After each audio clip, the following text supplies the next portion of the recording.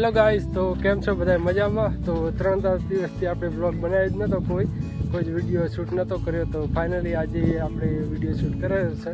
તો તેનું કારણ એક જ કે આપણે જે જુઓ તમને વોઇસમાં તમને થોડોક હજી પ્રોબ્લેમ લાગતો હશે, પવનનો અવાજ આવતો હશે, કેમ કે હજી આપણું માઇક જે આપણે ઓર્ડર કરાવ્યું હતું તે માઇક હજી આવ્યું નથી.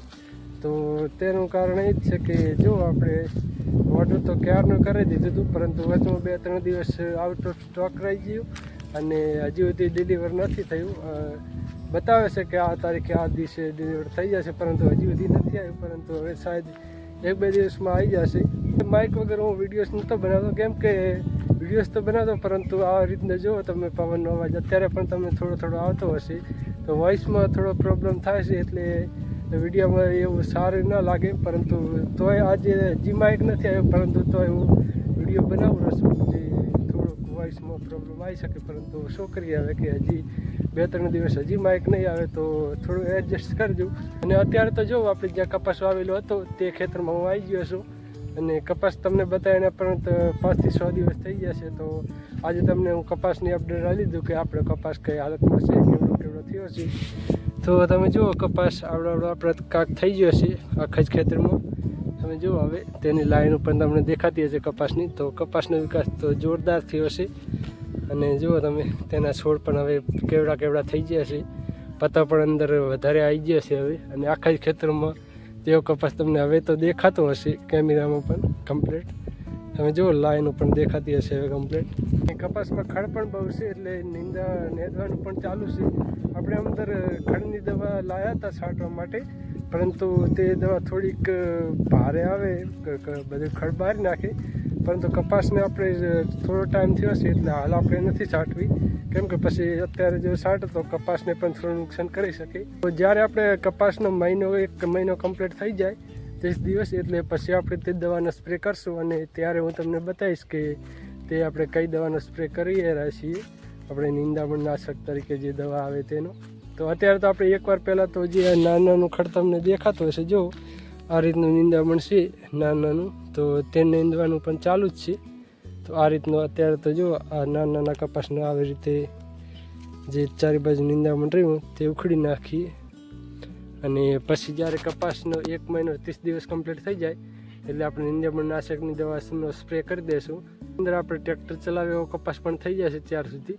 તો આજે લગભગ કપાસને જો આપણે 15 જૂનના દિવસે સોંપ્યો હતો, અને આજે છે 22 જૂન, એટલે ગણો ને કે 16-17 દિવસ જેવું કપાસને થયું છે. અને કપાસ આવડો છે 16-17 દિવસનું. તમે જુઓ કંઈક ત્યાં તો તમને છોડ પણ ક્લિયર રીતે દેખાતા હશે. એવડો કપાસ થઈ ગયો છે, સારા બારે આવી ગયો છે કપાસ.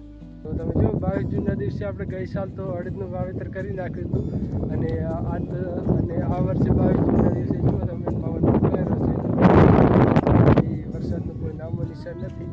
અને હજી આગાહી તો છે જ 22 જૂનથી કરીને 25 જૂન સુધી, પરંતુ જો અત્યારે તો કોઈ જ એવો વરસાદ આવવાનું ક્યાંય જ દેખાતું નથી, એવું હવામાન કે વરસાદ આવી શકે.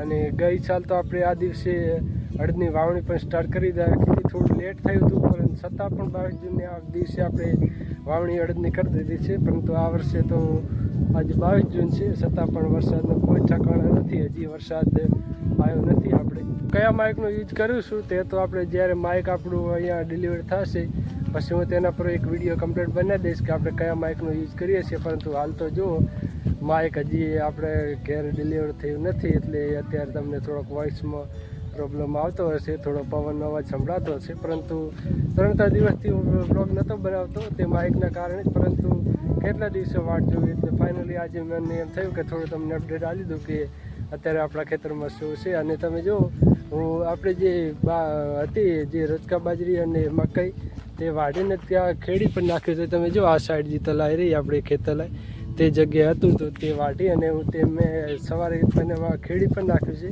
અને હવે રાપ મારવાની બાકી છે, તો તેમાં આપણે રાપ લગાવી દઈશું એકવારની, અને પછી તેમાં આપણે કૂરી અને તેમાં ફરીથી રચકા બાજરી વાવી દઈશું ચારા માટે, ઢોરને ચારા માટે. તો આપણે હવે સાંજના ટાઈમે ત્યાં રાપ લગાવવાની છે. પછી તેમાં આપણે ઢોરના ચારા માટે રચકા બાજરીને એવું કંઈક વાવી દઈશું, અને ત્યાં થોડો એક ચેરો શાકભાજીનો પણ કરશું, છોરા અથવા તો ગવારને એવું. આપણા કપાસમાં પણ વિકાસ સારો છે. તમે જો આ સાઈડથી તમને કપાસની લાઈન દેખાતી હશે. અંદર અત્યારે થોડું ખડશે તો પહેલો ખોણો નેદવાનું સ્ટાર્ટ ત્યાંથી કર્યું છે. આજથી જ સ્ટાર્ટ કર્યું છે નીંદવાનું. એટલે આજે બાકી છે, 2-3 દિવસ લાગશે નીંદતા. તો તે બધું નીંદી જાય પછી તેમાં થોડો કપાસનો મોટો થાય એટલે તેમાં આપણે વિખેડા ચલાવી દઈશું ટ્રેક્ટર વડે. અને પછી પણ થોડું ઘણું ખડશે તેમાં આપણે નિંદામણનાશકની દવાનો સ્પ્રે કરી દઈશું. બસ આજનો વ્લોગ આપણે આટલા સુધી રાખીએ. તો આ તો મને થયું કે તમે થોડું અપડેટ આપી દઉં ને કે હજી માઇક આવે પછી આપણે પ્રોપર હજી 3-4 ટોપિક ઉપર મારે ખેતીવાડીને રિલેટેડ વિડીયોઝ બનાવવાના છે. આપણે ટ્રેક્ટર વિશે પણ એક તમને મસ્ત એક ઇન્ટરેસ્ટિંગ વિડીયો આવી જશે આપણી આ ચેનલમાં. પરંતુ એકદમ માઇક આવી જાય પછી 3 થી 4 વિડીયો એવા જે છે જે મારે સ્પેશિયલ ખેતીવાડીને રિલેટેડ જ બનાવવાના છે. અને એક ઇન્ટરેસ્ટિંગ આપણા ટ્રેક્ટર સાથે પણ એક જોરદાર એક્સપેરિમેન્ટ કરવાનો છે. તે વિડીયો પણ હું કમ્પ્લીટ બનાવવાનો છું. તો તે માઇક આવે પછી બનાવશું તો થોડોક વોઇસ સારો આવે વિડીયોમાં. તો બસ આજનો બ્લોગ આપણે આટલા સુધી રાખીએ. તો મળીએ જલ્દી એક બીજા બ્લોગ પર એક નવા ટોપિક સાથે.